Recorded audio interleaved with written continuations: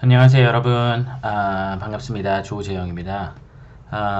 제가 오늘은 그 내과 인턴 시절에 있었던 그 클리닉 에피소드에 대해서 좀 얘기를 해보려고 그러는데요.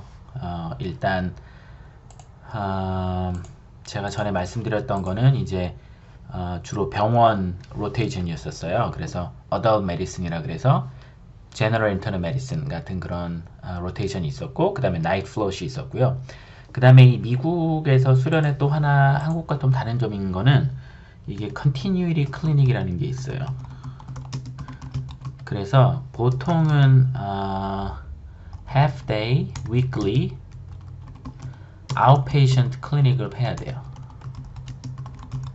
그래서 제 클리닉은 아마 Wednesday afternoon이었던 것 같아요. 그래서 저 같은 경우는 Wednesday afternoon에는요, 매주마다 클리닉에 가야 돼요. 그러니까 인페이션 로테이션을 돌고 있으면 그래도 클리닉을 가야 되고, 뭐 리서치 로테이션을 돌고 있어도 클리닉을 가야 되고, 그래서 매주 수요일 날에는 클리닉을 가서 환자를 봐야 돼요. 아웃페이션트 환자를.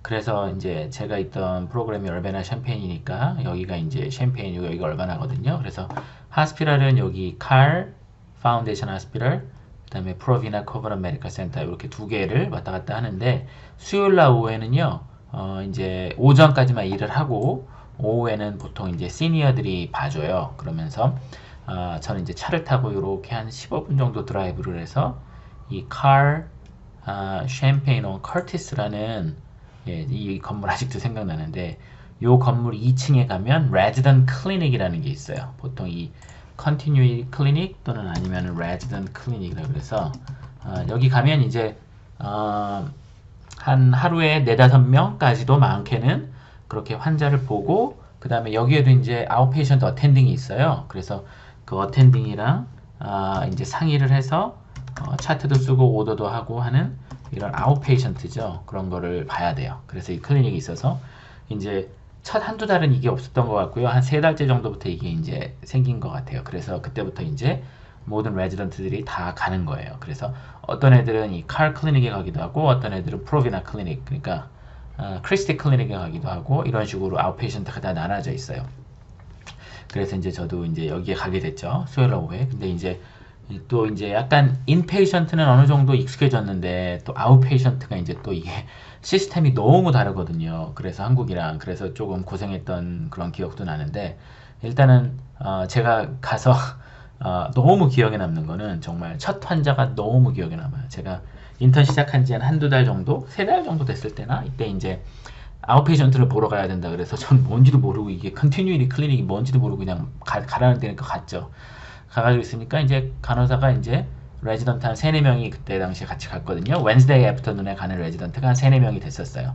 그러면 같이 가서 이제 오리엔테이션을 받는 거예요. 그러면 간호사가 이제 설명해주고, 어떻게 해라 이렇게 다 설명해주고, 그 다음에 이제 뭐 오더 넣는 것도 가르쳐주고, 환자 차트 쓰는 것도 가르쳐주고, 그렇게 했거든요. 그래가지고 이제 환자를 보는데, 이제 한국에서는 뭐 외래 환자를 봐도 그냥 환자가 오면 보고 그냥 처방하고 그냥 끝인데, 미국은 뭐 전화로 통화하는 것도 있고 너무 복잡하더라고요. 그래서 이제 그런 걸 배우는데, 제가 첫 번째 만난 환자가 지금까지도 너무 인상이 깊어요. 제 first patient가 이제 처음에 갔는데 오리엔테이션 해주고 환자를 보래요. 환자가 한 명 있었어요. 첫날은 딱 한 명. 근데 이 환자가 한 35-year-old는 메일이었던 것 같아요. 근데 이제 white guy였고 굉장히 뚱뚱했었어요. obese. 정말 배가 남산만하게 나온 오비즈한 애가. 근데 자기가 트럭 드라이버예요. 트럭 드라이버고 이제 환자가 기다리고 있죠. 그리고 치프 컴플레인트가 아마 이제 커피였던 것 같아요. 여기까지만 이렇게 이런 정보밖에 없어요. 가서 얘기를 하는데, 얘가 남부에서 온 애인가? 정말 사투리를 너무 많이 써가지고요. 정말 못 알아들었어요. 진짜. 막 영어는 안 되는데 35세 남자애가 뚱뚱한 애가 가지고 막 I'm making a cup, I can breathe 뭐 이런 식으로 얘기를 하니까 정말 못 알아요. 제가 한 20분간인가 걔랑 상의를 해서 건진 내용이 뭐냐면요, 기침을 한 2주 정도를 했다는 거예요.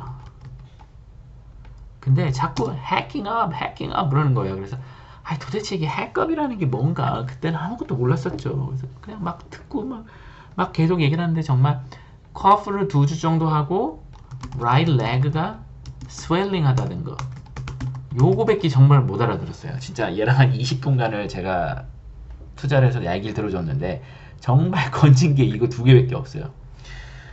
이제 어텐딩한테 가서 얘기를 해야 돼요. 환자를 본 다음에는 어텐딩한테 가서 이런 환자인데 어떻게 해서 왔고 뭐 쭉쭉쭉쭉 얘기해요. 한 1분 정도 얘기를 해서 어떻게 할까, 어떤 검사를 할까, 뭐 이런 식으로 얘기를 해야 되는데 정말 제가 알아들은 게 20분 동안 얘기하고 알아듣는 게 이거밖에 없어요.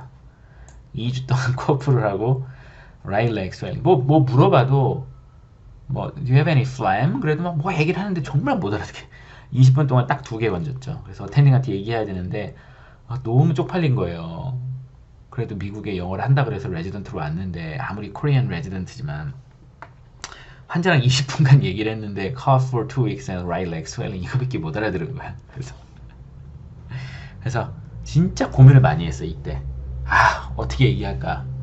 그냥 어텐딩한테 나 한국에서 왔는데 나 영어 못하니까 나 그냥 환자 안 보고 나 그냥 한국 돌아갈래. 정말 그런 생각까지 했었어요.